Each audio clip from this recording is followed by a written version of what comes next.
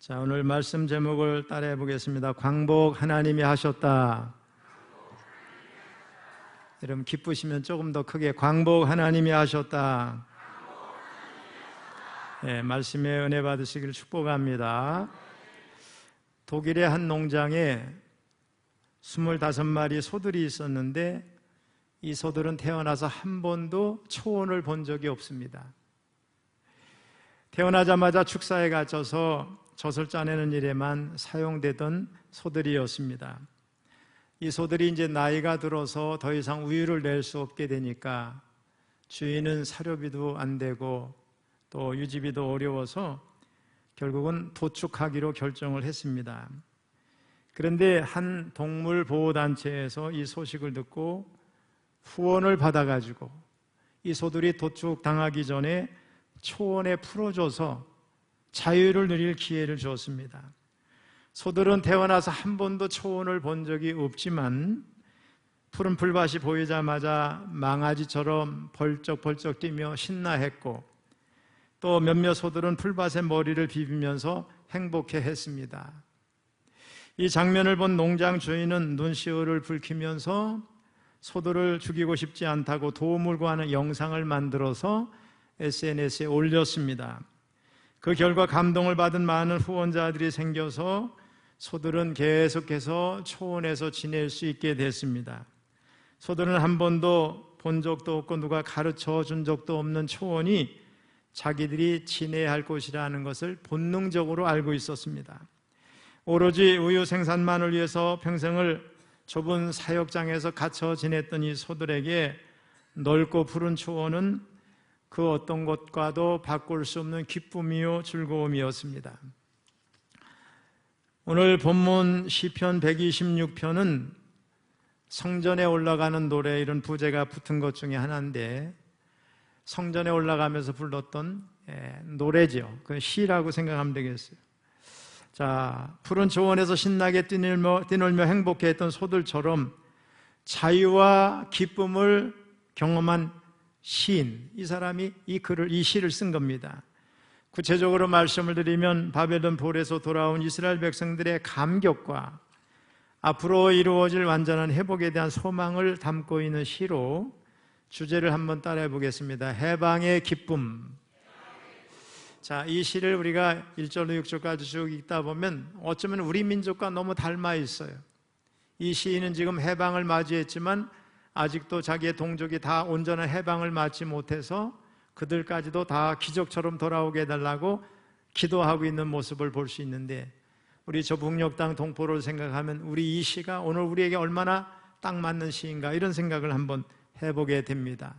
자, 1절하고 2절 전반부까지 같이 읽어보겠습니다. 시작. 여호와께서 시온의 포로를 돌려보내실 때에 우리는 꿈꾸는 것 같았도다. 그때 우리 입에는 웃음이 가득하고 우리 혀에는 찬양이 찼었도다. 여기까지요. 자, 이 구절은 이스라엘 백성들이 절망적인 상황에 있었는데 하나님의 특별한 개입으로 바벨론 포로 생활을 끝내고 이제 고국으로 돌아온 그 사건을 잘 묘사해 주고 있습니다. 바벨론 포로들의 삶은 너무 비참했어요. 특별히 성전이 무너지고 예루살렘이 무너지고 바벨론의 포로로 잡혀갈 때 유다 백성들은 아주 절망적인 상황이었어요. 그 모습을 예레미야 애가 1장 1절에서 이렇게 노래를 하고 있습니다. 같이 읽어봅니다. 시작. 다시요. 예레미야 애가 1장 시작. 슬프다 이성이여 전에는 사람들이 많더니 이제는 어찌 그리 적막하게 앉았는고 전에는 열국 중에 크던 자가 이제는 과부같이 되었고 전에는 열방 중에 공주였던 자가 이제는 강제 노동을 하는 자가 되었도다. 또 시편 137편을 보면 바벨론 강가에서 유다 포로들이 울면서 고향을 그리는 그런 모습으로 앉아 있을 때에 바벨론 사람들이 다가와서 조롱하는 그런 내용이 기록되어 있습니다. 137편 1절로 3절 같이 읽습니다. 우리가 바벨론의 여러 강변 거기에 앉아서 시온을 기억하며 울었도다. 그 중에 버드나무에 우리가 우리의 수금을 걸었나니 이는 우리를 사로잡은 자가 거기서 우리에게 노래를 청하며 우리를 황폐하게 한 자가 기쁨을 청하고 자기들을 위하여 시온의 노래 중 하나를 노래하라 함이로다. 아멘. 상상이 되죠? 바벨론 사람들이 와서 유다 백성들 앞에 와서 야, 너희 고향의 노래 한번 불러봐. 너희 한 막 이렇게 조롱하는 거죠. 이렇게 이스라엘 백성들은 고향이 그리워도 가지 못하고 대적들에게 조롱을 당하고 무시를 당해야 됐습니다. 자, 그런데 본문의 시인은 여호와께서 우리 시온의 운명을 회복시켜 주셨다고 기뻐하고 있습니다. 포로에서 돌아온 겁니다. 탄식과 한숨으로 가득 찼던 입에는 웃음이 가득해요.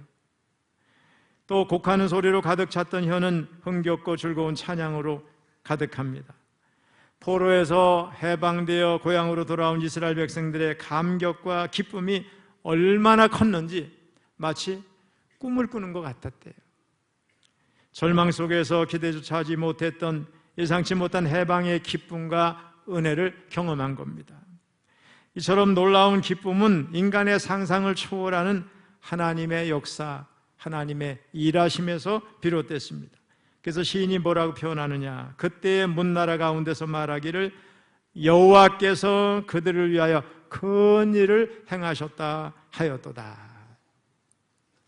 금년은 우리나라 광복 80주년의 해입니다. 36년 동안 일본의 지배 아래서 다 빼앗겼다가 순전히 하나님의 은혜로 광복을 맞은 지 이제 80년이 지난 겁니다. 지난날 우리 민족은 일본의 강제로 합병이 되면서 주권을 상실했고 힘들여 지은 곡식은 공출로 모두 빼앗겼습니다. 그 대신 만주에서 들여온 콩깻묵, 풀뿌리, 나무 껍질을 먹고 살아야 됐습니다. 노그릇은 물론 교회, 종, 그 다음에 수저까지 공출로 빼앗겼습니다. 조선어 과목의 강제 폐지로 우리 글을 빼앗기고 강제로 일본어 수업을 받아야 됐습니다. 창씨 계명의 강요로 우리 민족은 자기 이름도 일본식 이름으로 바꿔야 됐습니다. 일본은 민족의 정기와 혼을 말살하기 위해서 전국 곳곳에 새말뚝을 박았습니다. 건축물마다 부적을 새겨 넣는 만행을 저질렀어요. 일본은 또 학병으로, 징용으로 혹은 군 위안부로 우리의 젊은 남녀들을 전쟁터에 몰아넣었습니다. 또 신사참배를 강요하면서 우리 민족의 신앙까지 빼앗아 버렸어요. 주일에 일을 시켜서 예배 드릴 수 없게 했고 예배당을 작업장으로 만들었습니다. 예배당 안에는 예수님의 사진 대신에 일본 신주상을 걸도록 했습니다. 또 성경 찬송을 가져다가 예수님이 왕이니 메시아니 이런 거 다 지워버리게 했어요. 또 재림, 심판 이런 단어를 막 지우도록 강요했습니다. 이런 어려운 때에 하나님을 믿는 우리 신앙인들은 눈물을 흘려 하나님 앞에 부르짖어 기도했습니다. 그리고 마침내 하나님은 이 기도를 들으시고 주변의 강대국들을 일으켜 우리 민족의 해방을 주셨습니다. 한마디로 8.15 광복은 우리 민족, 우리 조국, 우리 신앙의 선진들에게 있어서 꿈을 꾸는 듯한 기쁨이었습니다. 수많은 기독교인들이 일제 압력에도 굴복하지 아니하고 신사참배를 거부하고 민족 해방을 위해서 눈물로 기도한 결과가 이렇게 나타난 줄로 믿습니다. 1943년부터 태평양 전쟁에서 폐색이 짙어지고 있던 일본은 우리 기독교인들이 신사참배를 반대하고 저들에게 동조하지 않으니까 기독교 지도자 5만 명을 다 죽이기로 계획을 세웠습니다. 당시 조선 총독부 보호관찰령 제3호에 기록되어 있는 지령에 의하면 그 예정일은 1945년 8월 18일이었어요. 15일 날 해방을 맞았으니 3일만 늦어서도 기독교 지도자 5만 명이 다 살해당하는 그런 비참한 역사가 있었을 거예요. 그런데 우리 민족의 소망이 사라지고 우리 믿음의 선진 그리스도인들의 명맥이 끊어지기 직전에 무슨 일이 벌어졌습니까? 바로 미군의 히로시마, 나가사키 원자 폭탄 투하 사건이 있었어요. 이 일로 인해서 일본 황제는 항복을 선언하고 우리는 광복을 맞이하게 됐습니다. 여러분, 광복은 하나님이 하신 줄로 믿습니다. 사람이 한 일이 아니고 우리 스스로 쟁취해낸 것도 아닙니다. 우연도 아닙니다. 이것이야말로 여호와께서 우리를 위하여 큰 일을 행하신 것이었고 사람으로서는 아무것도 기대할 수 없는 절망의 끝에서 오직 하나님께서 친히 행하신 기적인 줄로 믿습니다. 우리 2절 3절을 또 다시 읽어봅니다. 시작. 그때 우리 입에는 웃음이 가득하고 우리 혀에는 찬양이 찼었도다. 그때 문나라 가운데서 말하기를 여호와께서 그들을 위하여 큰 일을 행하셨다 하였도다. 그때 여호와께서 우리를 위하여 큰 일을 행하셨으니 우리는 기쁘도다. 이스라엘의 회복은 다른 민족들에게도 하나님의 위대하심을 증거하는 계기가 됐습니다. 하나님이 행하신 일은 너무나 명백해서 누구도 부인할 수 없었어요. 여러분, 바사 제국에 포로로 와 있는 약소국들이 많았는데 다 해방된 게 아니었어요. 이사야 선지자는 그래서 바사의 고레스, 이 고레스를 마치 해방자처럼 묘사하고 있어요. 메시아처럼 묘사하고 있습니다. 오래전 예언을 통해서 그 일이 현실로 된 거죠. 누가 계획하셨어요? 하나님이 계획하신 겁니다. 이스라엘 백성들 자신도 우리를 위하여 큰 일을 행하셨다고 고백하면서 그 기쁨을 온전히 누렸습니다. 여기 문나라 이런 표현이 나오는데 이스라엘의 회복을 보면서 자, 이거는 하나님이 하신 일이지 사람이 한 일이 아니야, 이렇게 감동을 받은 사람들이에요.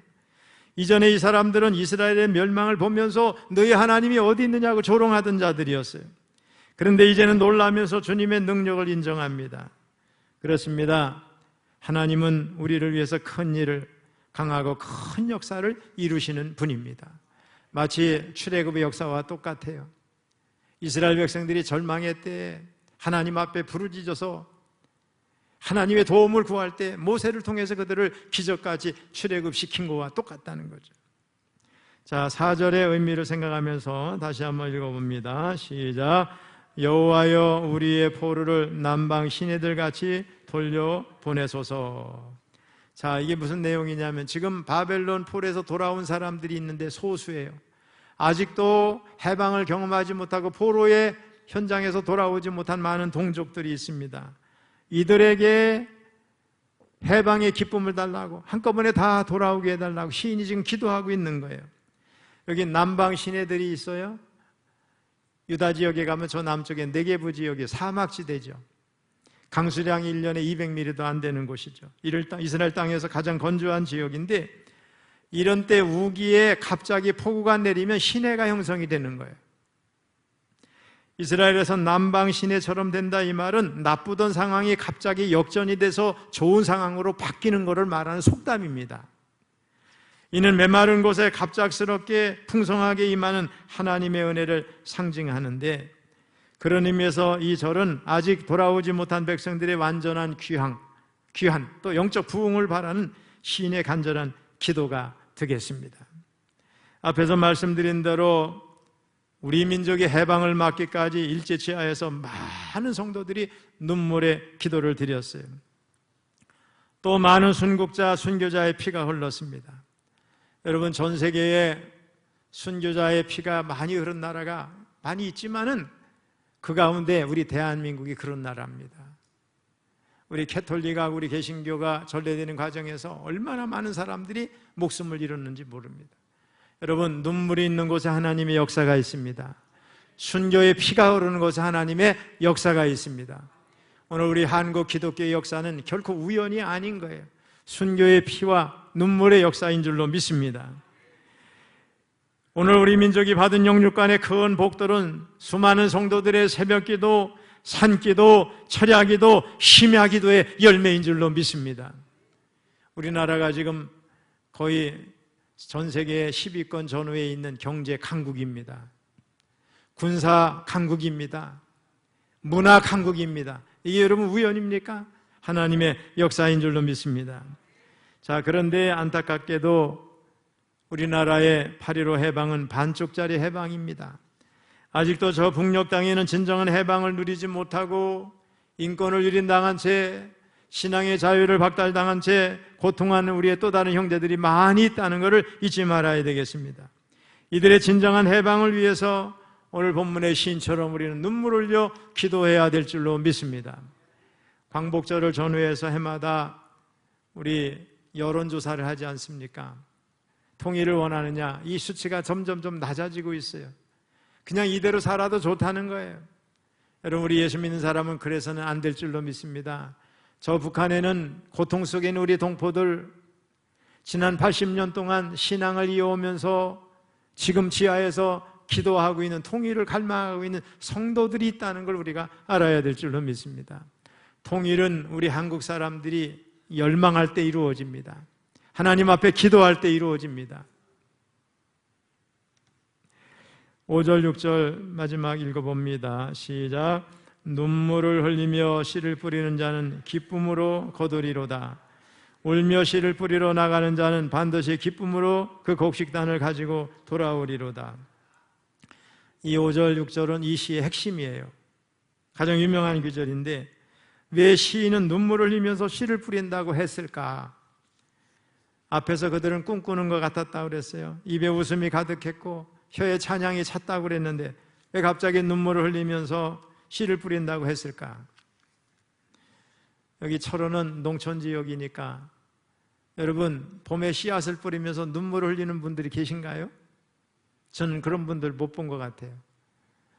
우리 예수 믿는 사람 중에는 하나님 금년에도 적절한 햇빛을 주시고 적절하게 비를 주시고 또 태풍도 와서 피해주지 않도록 막아주세요. 이런 마음으로는 씨를 뿌렸을지 모르지만 울면서 씨를 뿌린 사람은 없을 것 같아요. 그런데 오늘 본문 5절 6절에 나오는 씨를 뿌리는 사람은 눈물을 흘립니다. 여기서 씨를 뿌리는 사람은 심는 대로 거둔다는 땅의 당연한 이치를 알고 있는 농부일 수도 있고 한치 앞을 내다볼 수 없는 깊은 좌절과 고통 속에서 인생을 경작하고 꾸려나가는 사람들을 말할 수도 있고 결정적으로는 나라를 잃고 삶의 뿌리가 뽑힌 채 포로로 잡혀와서 고통 속에 살고 있는 포로된 유다인들 같은 사람을 의미하는 겁니다. 하나님의 말씀을 떠나 살았던 삶을 회개하고 죽음의 구렁텅이에서 건져달라고 간절한 눈물로 하나님께 호소했습니다. 눈물의 기도를 드린 이들은 분명히 알았어요. 포로된 이런 상황에서 자신들을 구원해 줄 그 힘은 자기들 스스로도 아니고 의회 주변에 그 어떤 힘도 아니라는 걸 알았어요. 오직 죽음에서 건져내는 구원은 하나님의 놀라운 기적을 통해서만 가능하다는 것을 알고 있었습니다. 4절에 남방 시내들이 그것을 표현해 줍니다. 남방의 땅은 항상 바짝 말라 있는데 어느 날 갑자기 폭우처럼 쏟아지는 빗줄기에 강과 시내가 생겨나고 주변이 푸르러지는 걸 우리가 상상을 한번 해보면 알 수 있습니다. 이스라엘에 가면요, 우리 예루살렘 동남쪽은 다 유다 광야입니다. 다 사막입니다. 저 남쪽으로 가면 네게부 가막입니다. 광야입니다. 브엘세바 저 아래쪽엔 사람이 살 수가 없어요. 그런데 여러분, 바닷물을 우리가 쓸 수 있는 물로 바꿀 수 있는 기술만 되면은요, 사막에 물만 들어가면 그게 다 푸른 초장이 되는 겁니다. 이번에 사막을 체험한다고 저희 사이가 저희를 태우고 광야로 나갔어요. 근데 저보고 그러는 거예요. 아버님, 이게 우기가 되면 여기서 파릇파릇 다 싹이 나와서 새로운 세계가 됩니다. 근데 그때 보면 다 풀 한 폭이 없는 것처럼 보입니다. 이런 기적과도 같은 일이 하나님이 하시면 된다는 겁니다. 눈물의 기도가 70년 동안 포로 생활을 하고 있던 유대인들이 해방을 맞아서 고국으로 돌아갈 수 있는 놀라운 기적을 만든 것입니다. 우리의 삶을 한번 가만히 들여다보세요. 기적 아닌 게 없어요. 매일 아침마다 자연 만물이 새로워지는 새로운 세상을 맞이합니다. 그 안에서 하나님이 주신 일용할 생명과 양식으로 살아가고 있습니다. 고집스럽고 이기적인 우리들이 오늘 이 시간 주님을 찾고 그분의 얼굴을 마주하고자 이 예배에 참여한 것 자체가 기적인 줄로 믿습니다. 우리 자신의 생명과 같은 자녀들이 가족이란 테두리 안에서 사랑을 나누며 함께 거하고 있는 것도 기적입니다. 수확의 때마다 이른 봄, 여름, 가을 때때로 우리에게 먹을 것을 주시는 걸 생각하면 얼마나 감사한지요. 물론 물을 주고 거름을 주고 애썼습니다만 근본적으로 생명이 자라나는 것은 하나님의 역사입니다. 여러분. 어느 것 하나 우리 힘과 능력으로 되는 것이 있습니까? 우리가 지금 경험하는 이 기적은 어디서 왔습니까? 바로 누군가의 눈물과 희생적인 헌신과 노력과 기도의 결과인 줄로 믿습니다. 특별히 그 기도는 우리 부모님일 수도 있고 또 우리의 이웃일 수도 있고 농부의 기도일 수도 있고 피조물들의 탄식일 수도 있습니다. 특별히 우리 민족이 이렇게 잘 살게 되고 세계적인 강국이 된 거는 우리 민족이 열심히 근면하게 일도 했지만은 하나님께서 믿음의 지도자를 세워주셨어요. 성도들이 교회에서 눈물을 뿌려 기도했어요. 저는 우리 교회 여기 구간의 지하에 기도실이 있다는 얘기를 들었어요. 들어가 본 일이 없어요. 막았으니까. 우리 교회 성도들이, 우리 믿음의 선배들이 그곳에서 얼마나 눈물을 흘려 기도했을까? 우리 교회 70년사를 만들면서 우리 교회 성도들이 금악산에 올라가서 밤을 새워 기도하는 내용들이 있잖아요. 여러분, 눈물과 피의 역사는 놀라운 겁니다. 그래서 오늘 본문의 5절, 6절을 정확히 이해하려면 중간에 짧은 말을 하나 더 첨가하는 게 좋습니다. 눈물을 흘리며 씨를 뿌리는 자는 누군가의 뿌린 씨를 기쁨으로 거두리로다. 울며 씨를 뿌리러 나가는 자는 반드시 기쁨으로 누군가 뿌린 씨의 그 곡식단을 가지고 돌아오리로다. 우리 전도도 마찬가지죠. 내가 어떤 사람을 전도할 때 그냥 그 사람이 갑자기 전도돼서 온 게 아니죠. 그분을 위해서 그의 부모님이 기도할 수도 있고, 형제가 기도할 수 있고, 자녀가 기도할 수도 있고, 어떤 전도자가 전도지를 주고 그토록 말 안 듣고 교만한 자들에게 계속 찾아가서 마음을 움직였기 때문에 오는 거예요. 한 사람이 구원받는 게 그렇게 쉬운 일이 아니잖아요. 누군가가 먼저 씨를 뿌렸기 때문에 우리는 거두게도 되는 겁니다. 우리가 소원하는 남북 통일은 우리의 힘으로는 결코 이룰 수 없는 큰 꿈입니다. 그러나 주님은 불가능을 가능케 하시는 분이신 줄로 믿습니다. 마태복음 19장 26절에서 주님이 말씀하세요. 같이 읽어봅니다. 예수께서 그들을 보시며 이르시되 사람으로서는 할 수 없으나 하나님으로서는 다 하실 수 있느니라. 사랑하는 성도 여러분, 오늘 본문은 이스라엘 백성들이 주전 586년경 바벨론의 포로로 끌려갔다가 70년 만에 돌아오는 기쁨을 노래하고 있습니다. 시온의 포로, 곧 하나님의 백성이 잡혀갔다가 다시 시온으로 귀환하는 일을 겪으며 일이 마치 꿈을 꾸는 것 같다고 고백하고 있습니다. 우리가 전혀 예상하지 않았던 기쁜 날을 만날 때 우리가 한번 생각해 보세요. 얼마나 막 입에서 저절로 찬양이 나오고 콧노래가 나오고 기쁨으로 충만한 입이 벌어지고 그러잖아요. 그럼 이 시인의 지금 어떤 모습인지를 우리가 상상해 볼 수 있습니다. 무엇보다도 오늘 시편 시인을 기쁘게 한 것은 이 큰일이 바로 하나님께서 하신 일이라는 거예요. 이어 남방 시내들 같이 곧 남쪽 네게부 사막에 비가 내리면 경류가 변하여 시내가 되는 것처럼 일순간에 나머지 포로들도 다 돌아오게 해달라고 하나님 앞에 눈물로 그 감격을 찬양하며 기도하고 있습니다. 주목할 것은 이 놀라운 뒤에는 눈물을 흘리며 씨를 뿌리는 사람이 있었다는 사실이에요. 하나님을 믿지만 포로로 끌려간 암울한 때에 좌절하고 낙심하고 한탄하면서 주저앉은 사람들이 얼마나 많아요. 그러나 그 가운데에서도 압제 속에서도 기도를 들으신 하나님을 신뢰하고 또 언젠가 하나님께서 이 고통을 끝내시고 자유를 주실 것이라고 하는 희망을 지닌 기도의 사람이 있었다는 겁니다, 여러분. 이들은 신실하신 하나님을 생각하며 눈물의 기도를 뿌리는 결과 기쁨의 곡식단을 거두게 된 줄로 믿습니다. 그렇습니다. 하나님의 놀라운 일 뒤에는 눈물의 기도로 씨를 뿌리는 사람이 항상 있는 거예요. 여러분 가정에 씨를 뿌리는 사람이 누굽니까? 그래도 한 가정에는 한 사람 정도는 눈물의 기도가 있어야 되지 않겠어요? 남편이 못하면 아내가 하고, 아내가 못하면 남편이 하고, 그 두 분도 못하면 자녀 중에 누군가는 눈물의 기도가 있어야 되지 않겠습니까? 우리도 남북 평화 통일, 복음 통일을 위해서 눈물의 기도로 씨를 심어야 될 줄로 믿습니다. 그러면 반드시 하나님께서 들으시고 꿈꾸는 것 같은 통일을 선물로 주실 줄로 믿습니다. 저는 30년 이상 통일을 위해서 기도하고 있습니다. 초기에는 지금까지 일본을 경제적으로 우리만 못하게 해달라 기도했어요. 일본은 1억이 넘는, 땅도 크고 인구도 많은, 국가 GDP로 보면 우리보다는 많지요. 그러나 벌써 1년, 2년 전에 개인 GDP가 우리가 더 많아서 일본을 이겼잖아요. 하나님은 놀랍습니다. 지금 일본은 우리나라를 너무 경계하고 두려워합니다. 만일에 저 대한민국이 남북 통일을 해서 경제 강국이 된다면 일본을 우습게 여기고 일본이 두려운 겁니다, 여러분. 그 통일을 반대하는 거예요. 일부 예배 때도 말씀을 드렸지만 여러분, 서울의 중심 광화문에 중앙청사가 있었잖아요. 중앙청사를 본 사람 한번 손 들어보세요. 아니, 이렇게 없어요. 서울도 안 가보셨나? 일본이 우리를 통치할 때 총독부 건물, 그게 중앙청사로 쓰임받았잖아요. 경복궁 복원 계획에 따라 이제 결국 철거했어요. 근데 이승만 대통령 때 철거하려고 그랬는데 장비가 없어요. 포크레인 몇 개 갖고 할 수 있는 게 아니고 헐 수가 없어가지고 못했어요. 노태우 대통령 때 계획을 세웠는데 참모들이 바뀌면서 흐지부지 지나가는데 김영삼 대통령 때 해버렸잖아요. 중앙청 건물을 할 때 여론이 이제 양쪽으로 약간 갈라졌잖아요.